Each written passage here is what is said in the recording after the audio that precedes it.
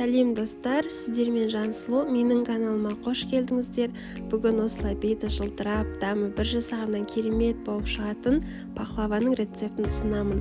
Сіздер де видеоның соңына дейін қарап, менің рецептімен дайындап көріңіздер. Ендеше кеттік, алдымен қамырын дайындап аламыз. Ол үшін ұнға сары майды үккіштен өткізіп араластырамыз. Сосын разрыхлительді де қосып, жақсылап араластырып аламыз. Ұнымыздың үстіне жұмыртқаның сарысын, қаймақты салып араластыра отырып, қамыр илейміз. Иленген қамырдың бетін жауып, жарты сағатқа холодильникке қалдырамыз. Осы уақытта пахлаваның начинкасын дайындаймыз. Ол үшін жұмыртқаның ақуызын көпіртіп, қантты аз-аздан сала отырып, крем жасаймыз. Дайын болған кремнің үстіне үгітілген жаңғақ пен мейіз саламыз. Осымен біздің пахлаваның ішіне салынатын начинкамыз дайын.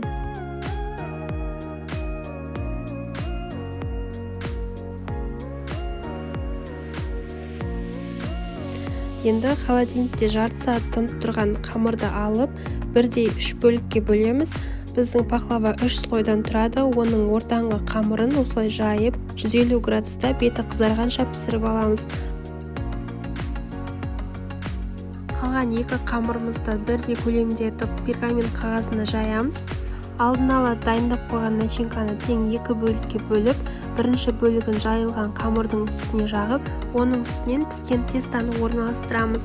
Дәл солай начинканың екінші бөлігін тестаның үстіне салып, қамырдың үшіншісін жайып, пахлаваның бетін толықтай жабамыз.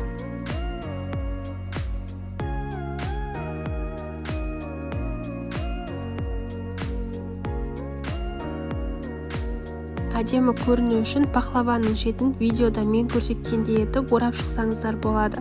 Пахлаваны пешке салмай жатып, өз қалауларыңызша көбіктің размерін белгілеп, осылай беткі қабатын кесіп аламыз.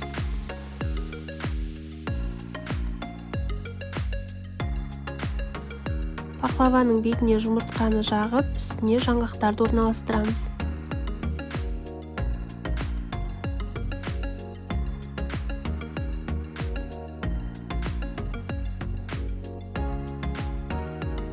Пахлаваны алдын ала 180 градуста қызып тұрған пешке 20-25 минуттай ұстап пісіреміз. Пісуге 5 минут қалғанда бетіне сироп құйсаңыздар, беті жылтырап, әдемі болып шығады. Сироптың дайындалу жолын описаниеге қалдырамын.